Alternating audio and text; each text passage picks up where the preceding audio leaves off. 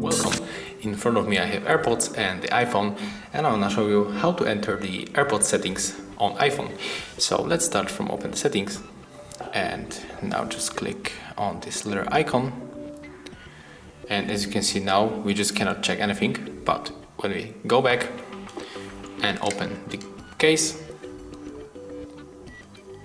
and they are connected. So right now when we click here again, we can just check the very settings here, like we can rename our AirPods, change the microphone, automatic ear detection, or just double tap function on the AirPod. We can also disconnect or forget this device. So this is how it looks.